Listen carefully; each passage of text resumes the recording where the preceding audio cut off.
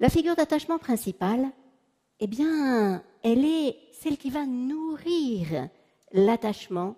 C'est le plus souvent la maman, parfois le papa, quand c'est lui qui reste à la maison pour garder l'enfant. Ce n'est pas une question de sexe, c'est une question de qui s'occupe de manière privilégiée de l'enfant. Évidemment, ce n'est pas Konrad Lorenz, le papa des petits cantons, clairement. Et pourtant, les petits cantons s'attachent à lui parce qu'il était là et qu'il s'occupe d'eux. La source de notre sécurité, c'est notre figure d'attachement. Quand ma figure d'attachement est là, alors oui, je me sens en sécurité et j'ai besoin de parler, babiller, m'exprimer, faire des mimiques. C'est comme ça que je grandis et que je construis, que j'ai la permission de grandir, de construire mon intelligence. Les enfants qui ont un très fort attachement et donc dont la maman a passé beaucoup de temps à faire des mimiques, à dire « Ah, je te souris, tu me souris, je te souris, tu me souris », à cet échange-là, cet accordage entre la figure d'attachement et le petit bébé. Donc, ces petits bébés-là développent des compétences, non seulement des compétences émotionnelles et sociales supérieures aux autres, mais aussi des compétences intellectuelles. Pendant une période, on a cru que pour qu'un enfant devienne très intelligent, il fallait lui montrer des cartes avec des choses, des mots écrits dessus, avec des points dessus pour qu'il puisse apprendre à calculer dès qu'il était minuscule. On lui passait de la musique, etc. On cherchait à développer le cerveau de l'enfant en fourguant dans son cerveau des informations. Et maintenant, eh bien, on découvre que ce n'est pas comme ça que ça fonctionne. Ce qui fonctionne, c'est l'attachement. Plus on nourrit l'attachement, plus le cerveau de l'enfant se développe. Alors, comment comprendre que cette petite fille de 20 mois s'endort sans problème quand sa maman n'est pas là, mais que dès que la maman est là, c'est impossible? Plusieurs pistes pour comprendre cela. Maintenant qu'on sait qu'un enfant a absolument besoin de sa figure d'attachement, l'enfant se nourrit de sa figure d'attachement, mais peut-être que la maman, elle n'est pas là tout le temps. Elle n'est peut-être pas là très souvent. Peut-être bien qu'elle travaille, cette maman-là, et que donc elle laisse sa fille à la crèche ou avec d'autres personnes qui la gardent. Et donc l'enfant voit que, il a... Alors évidemment, ça n'est pas conscient. L'enfant ne se dit pas « je n'ai que 4 heures à passer avec ma mère », donc, il va falloir que je maximise mes chances de pouvoir recevoir de l'attachement dans cette période-là. Non, évidemment, il n'a pas la capacité de faire comme ça une réflexion. Ça n'empêche que son cerveau le guide à s'hyper-nourrir quand elle est là.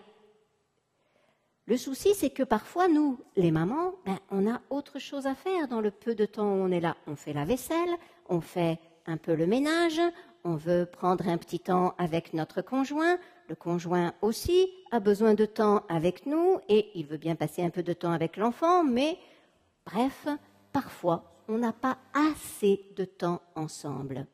Et quand le réservoir de l'enfant n'est pas suffisamment plein, eh bien l'enfant reste réveillé pour remplir son réservoir.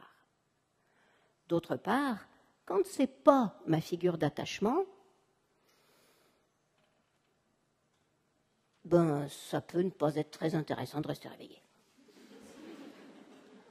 Donc, c'est le moment de dormir. On peut regarder la plupart des comportements dans ce paradigme de l'attachement. En tout cas, ça n'est jamais une intention délibérée de l'enfant de nous embêter. Souvent, l'enfant se comporte difficilement avec la maman, parce que là, ce n'est pas écrit, mais on pourrait penser que même avec le papa, elle s'endort sans problème, et dès que c'est la maman, elle ne s'endort pas. Ah, ce n'est pas le cas. C'est le contraire.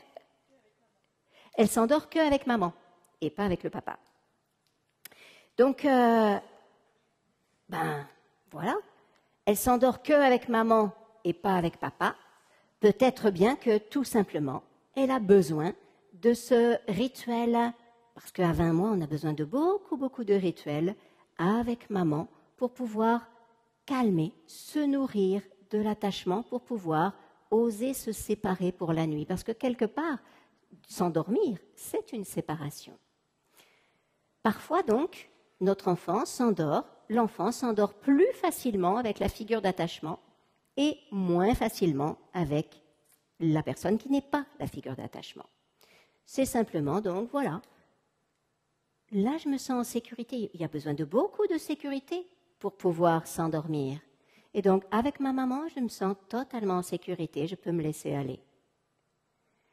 Mais ça va quand je ne suis pas trop stressée. Parce que quand on est trop stressé, ça peut être l'effet inverse. Donc là, je vais un petit peu au-delà de cette question. Quelquefois, donc, l'enfant ne veut pas dormir et fait tout un cirque avec sa maman. Par exemple, un peu plus grand ne veut pas manger, se met à faire des hurlements quand il n'a pas le biscuit qu'il voulait, alors qu'avec papa, tout se passe impeccable. Ça arrive, non? Et quelquefois, le mari nous regarde, oui, tu sais vraiment pas y faire. Hein. Regarde, avec moi, il n'y a aucun problème. Et du coup, nous, on se culpabilise terriblement, on se dit, ben oui, c'est vrai, moi je suis nulle parce qu'il n'y a aucun problème avec moi. Et en réalité, c'est tout autre chose. C'est que un enfant ne peut confier ses difficultés et oser montrer ce qui se passe à l'intérieur de lui que à sa figure d'attachement principale, sa maman. Il a été à la crèche toute la journée. À la crèche, c'est un petit peu difficile. Il y a d'autres enfants, beaucoup de bruit, des tensions. Il s'est montré très gentil. Toute la journée, il était gentil, gentil, gentil. La maman est venue chercher son enfant à la crèche et la dame de la crèche dit « Oh, un vrai petit ange !» Et nous remet le petit ange en question. Et au bout de 3 minutes et demie, le petit ange se transforme en démon. Et on ne comprend pas, et on se dit, mais pourquoi il est un ange avec les autres et avec moi, il est si difficile? En fait, c'est que l'enfant, toute la journée, a accumulé des tensions, accumulé. Je fais des sourires, mais oh, j'ai peur des autres, oh, je garde tout ça à l'intérieur. Et le stress est monté, le stress est plein d'émotions à l'intérieur. Et donc, je garde tout ça, parce que je suis un mammifère. Et un mammifère ne peut pas se permettre d'exploser dans n'importe quelle circonstance. Il faut une certaine sécurité. Ma maman arrive. Ah, flam! Je laisse tout sortir. Ma mère croit que c'est à cause du petit gâteau. Ma mère croit que c'est pour de vrai, que c'est parce que j'ai pris un pain au chocolat alors qu'elle voulait un pain au raisin.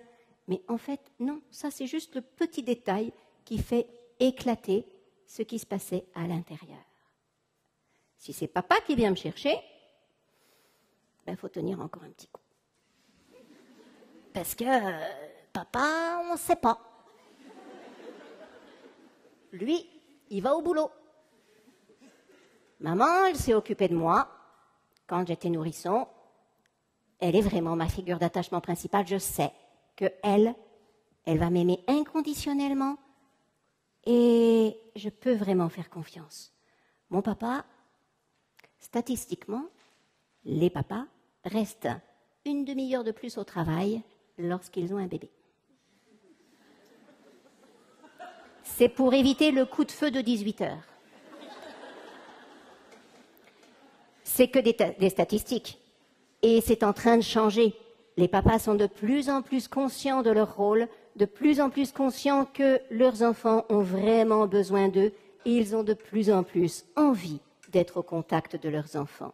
Et du coup, c'est en train de s'inverser parce que lorsque c'est le papa qui reste à la maison, c'est au papa que l'enfant montre tous les pleurs. Et petit à petit, peut-être qu'on arrivera à être un peu plus à égalité.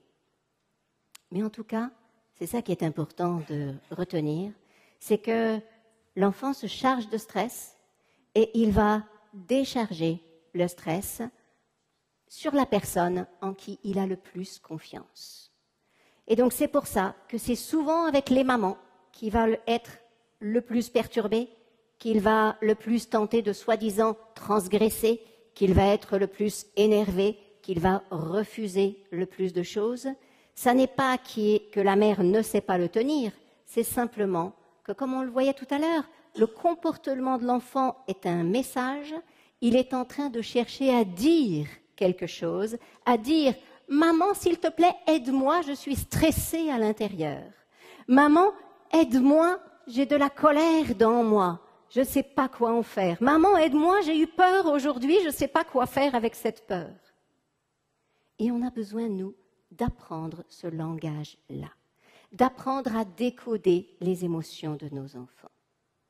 Donc, si un enfant n'arrive pas à dormir avec une personne ou avec une autre, ce peut être pour plusieurs raisons. Et la plupart du temps, ces raisons, elles sont en rapport avec l'attachement. Soit je m'endors plus facilement parce que je reçois l'attachement dont j'ai besoin, soit je m'endors moins facilement parce que j'ai des trucs à faire sortir. Parfois, le papa rentre à la maison après avoir travaillé et il joue avec son enfant. Et donc, il commence à faire une bonne bagarre sur le lit. Et alors là, c'est nous les mamans. « Mais arrête, tu vas me l'exciter. Il va plus dormir après. Et ça va encore se finir en pleurs. » Et évidemment, ça ne loupe pas. Le papa joue, « Mais si, tu m'embêtes, c'est pas grave. » Voilà, il joue, et au bout de quelques minutes, l'enfant se met à pleurer. « Ouais, papa, tu m'as fait mal. » Et là, la maman dit, « Tu vois, je te l'avais bien dit. » Et du coup, les papas, ils n'osent plus jouer. Alors que finalement, si on réfléchit avec cette histoire d'attachement, on comprend mieux. Mais oui, si le papa, il joue avec son bébé, il joue avec son enfant, il joue avec le garçon de 8 ans, avec la petite fille de 7 ans, eh bien, en jouant, il remplit le réservoir d'attachement. C'est comme s'il disait à son enfant, « Je suis là pour toi. Je t'aime, tu peux me faire confiance. » Et petit à petit, l'enfant se sent « Ah, je peux m'attacher avec mon papa. » Et du coup, pareil, il montre à son papa les stress de sa journée.